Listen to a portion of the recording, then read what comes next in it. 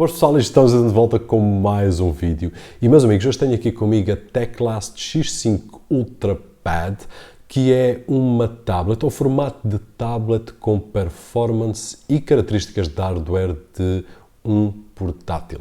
Será interessante? Não será interessante? Vamos tentar descobrir daqui a uns segundinhos.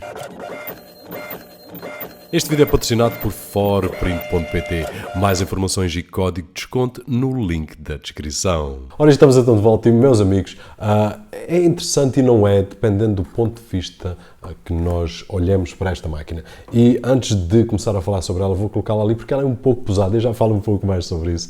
Meus amigos, começando com o unboxing, que é para não perdermos aqui muito tempo, vem num pacote, digamos assim, muito simples.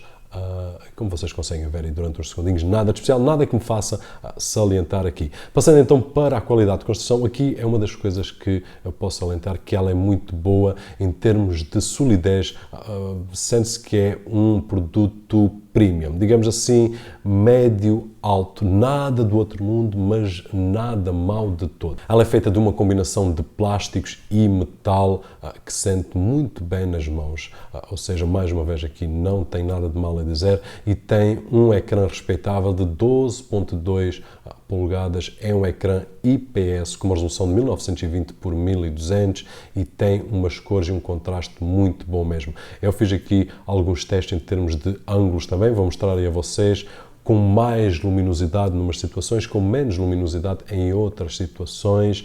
A única coisa que eu queria tirar daqui, digamos assim, é que vamos encontrar alguns reflexos. Porquê? Porque é, como é normal neste tipo de dispositivo, com um ecrã glossy ou brilhante e vamos ter alguns reflexos. Mas, no entanto, em termos de claridade ou intensidade de luz do display, vocês também conseguem ver em um dos testes que eu fiz e facilmente aumentando o brilho, digamos assim, do ecrã, consegue-se remover muito dos reflexos que aparecem no ecrã. Portanto, para aqueles que estão a pensar em utilizar esta máquina fora ou em algum local com muita luminosidade como eu tenho aqui, então não haverá assim grandes problemas, a não ser que seja muita intensidade mesmo. Depois, passando então para a conectividade desta máquina, tem aqui coisas muito interessantes e depois tem outras coisas que eu estava à espera de um bocadinho mais, e começando por olhar para o lado esquerdo, vamos encontrar aqui um jack para headphones de 3.5 mm, uma saída micro USB que vai transportar apenas dados e mais nada, não carrega nem nada, e depois temos então também os botões de volume. Antes que me esqueça, na parte de cima temos o botão para ligar, desligar, e do lado direito vamos encontrar uma entrada de corrente, uma saída micro HDMI, e vamos também encontrar uma porta USB 3.0 de tamanho normal, ou tipo A, como queiram chamar, e depois temos então também uma saída USB tipo C, que para além de dados vai nos dar também a opção de carregamento. Em termos de conectividade ainda, ou especificações para ser mais correto, na parte externa vamos encontrar ainda duas câmaras, uma frontal com 2 megapixels e uma traseira com 5 megapixels, mas meus amigos, os testes que eu fiz, e é normal, aqui não há segredos nenhuns, é boa para Skype, mas mais do que isso, esqueçam, não vale a pena a sua utilização. Para Skype porreiro temos uma solução que eu penso pessoalmente, ou na minha opinião pessoal, para ser mais correto, é suficiente. Mais do que isso já é pedir demais. E temos também umas colunas que estão muito bem integradas na parte frontal do ecrã, e acredito que se eles conseguissem fazer aqui uma coisita melhor, ficaria um espetáculo. Ou seja, em termos de estética, está muito porreiro, custa-se a ver, e essa é a beleza. No entanto, em termos de som, a coisa falha um bocado. E aqui, meus amigos, vou-vos deixar uns segundinhos.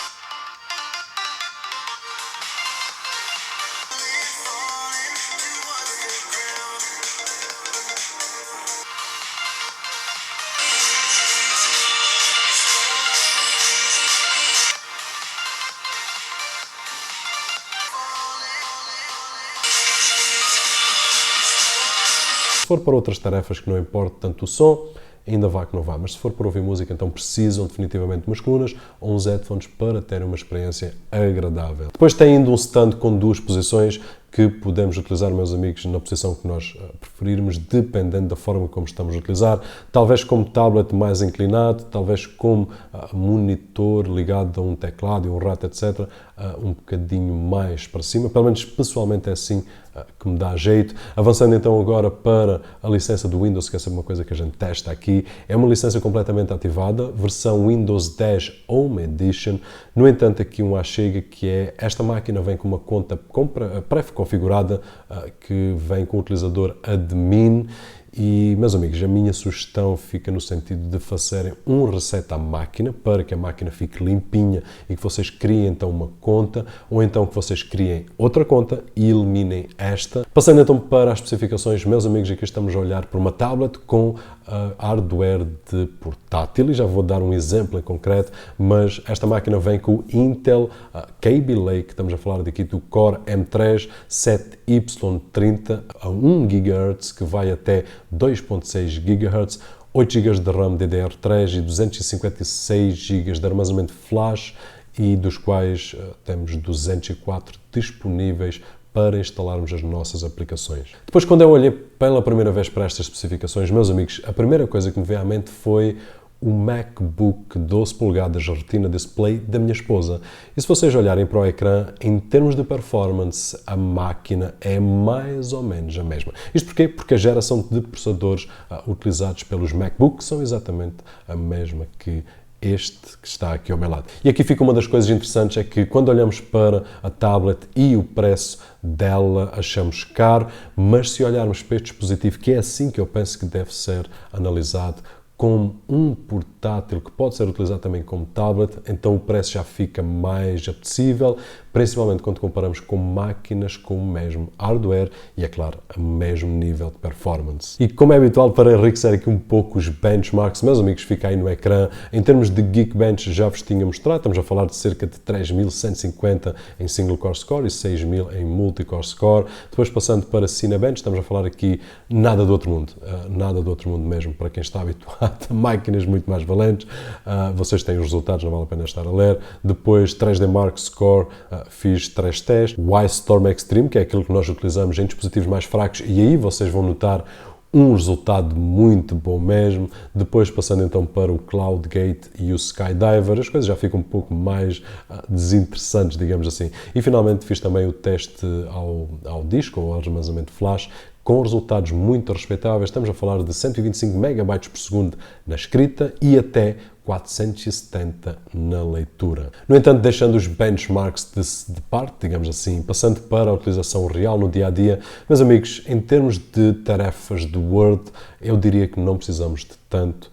Trabalhamos muito bem com esta máquina, não tive problemas nenhuns, Word, Excel, PowerPoint, por aí fora, mas eu acho que comprar de propósito para estas tarefas já estamos a pagar mais do que hoje em dia precisamos para ter uma máquina. Porque aqui no canal nós já testamos uma série de máquinas mais fracas, de uma gama completamente inferior, mais ou menos metade do preço e algumas ainda mais baratas, que não se nota a diferença a trabalhar com Word, Excel e PowerPoint. Portanto, aqui testei, mas só para ver se teria ali algumas diferenças que não. Depois passei por uma coisa mais interessante, que é Photoshop, e, meus amigos, aqui há dois tipos de feedback. Se vocês forem utilizar o ecrã da tablet, o resultado vai ser bastante aceitável, mesmo com projetos um pouco mais pesados que o normal, vamos conseguir mudar as coisas e não vamos apanhar assim muito lag. No entanto, se trabalharmos no ecrã externo com 4K de resolução, que foi o que eu fiz, é claro, se mudarmos para 1080 a coisa fica mais fácil, mas 4K a 30 Hz, aí vamos começar a notar alguma lag quando temos alguns projetos assim um pouco mais pesados, que é o exemplo daquilo que eu estou a dar. Não é nada de especial, mas tem ali uma série de layers, uma série de efeitos, etc, etc. É um postal de Natal, que para esta altura do ano dá muito jeito, e aqui fica o meu conselho mais sincero possível, como é habitual. Se vocês me disserem, Roberto, eu queria uma máquina assim destas para utilizar Photoshop de vez em quando, 1, 2 vezes por ano, agora na altura do Natal dava jeito, fazer um postal para os amigos, para a família, etc. Então não há problema nenhum, utilizem, porque vamos ter ali alguma paciência e vamos conseguir trabalhar com ele, apesar de em 4K ter algum lag. No entanto, para aqueles que querem utilizar uma máquina destas para a sua máquina de produtividade, meus amigos, esqueçam. Em termos de Photoshop, quando a coisa começa a ficar muito complicada, vai puxar e aí a coisa é um pouco mais desagradável. Por um lado, se utilizarmos o ecrã da tablet apenas, poderá poderá ser muito pequeno, mas aceitável o resultado até este nível. No entanto, quando passamos por um ecrã 4K, apesar de ficarmos com uma imagem espetacular, em termos de performance vai diminuir e dar-nos uma experiência um pouco mais frustrante. Portanto, para quem vai utilizar Photoshop diariamente, este não seria o tipo de máquina que eu aconselharia para colocar no ecrã externo. Depois testei também uma coisa que estava aqui na dúvida, que é edição de vídeo, que é uma coisa que eu faço aqui bastantes vezes.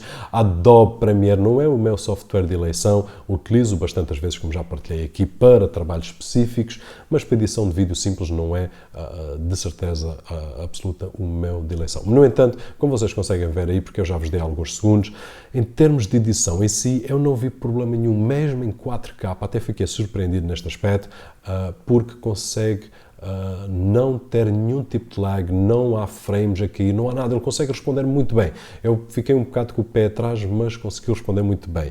E, meus amigos, em termos de renderização, só para que vocês tenham uma ideia, uma timeline de 10 minutos, sem efeitos nenhuns, leva cerca de 15 minutos para renderizar. É claro, aqui foi uma timeline muito simples, sem efeitos. A partir do momento em que a gente começa a adicionar efeitos, filtros, etc, a coisa começa-se a complicar e os 10 minutos de timeline, em vez de renderizar em 15, renderizam em 25 ou meia hora. No entanto, aquilo que eu considero aceitável é este nível para edição de vídeo básico. E para fechar esta parte da utilização, em termos de jogos, não há milagres aqui, meus amigos. Vamos conseguir jogar jogos da plataforma móvel, nada mais do que isso. Porquê? Porque tem uma gráfica integrada. É bom, é mau, por um lado, no entanto, é o que é. Em termos de game stream, eu não testei, mas não tenho dúvidas que a máquina vai conseguir fazer um trabalho excelente, tal e qual como outras máquinas mais fracas que nós vimos aqui no canal. Depois, para concluir, em termos de bateria, estamos aqui a falar de 4 horas e meia em uma utilização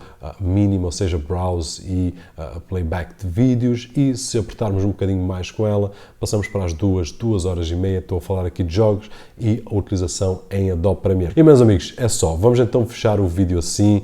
Ele poderá ser interessante quando olhamos para ele em termos de computador portátil, poderá ser desinteressante quando olhamos como tablet, aqui depende das necessidades de cada um, e é claro, se compararmos em termos de hardware e em termos de performance e compararmos com outras máquinas existentes no mercado, torna-se uma máquina interessante se precisarmos deste tipo de performance, e é claro, neste formato de tablet, que poderá ser utilizado depois também como uma espécie de desktop, em que a gente possa levar para um lado e para o outro. E a minha opinião é mesmo esta: se vocês precisarem apenas de uma tablet para ver YouTube, etc, tem coisas muito mais baratas no mercado. Já vimos várias, tenho aqui uma que estou a utilizar para me auxiliar a gravar este vídeo neste momento, a Mi Pad 2 ou a Mi Pad 3, e existem outras, i5 Mini 4S, que não chega a 100 euros e faz uma série de coisas. No entanto, se precisarmos mais performance, então esta torna-se possivelmente uma escolha inteligente. E é só, meus amigos, vou-me calar, já gastei muito mais do tempo que eu queria gastar com este vídeo, principalmente para não amassar vocês aí desse lado. Espero que tenha sido útil de alguma forma, e se assim foi, não se esqueçam daquele habitual thumbs up. O meu nome é Roberto Jorge e, como sempre, vejo-vos no próximo.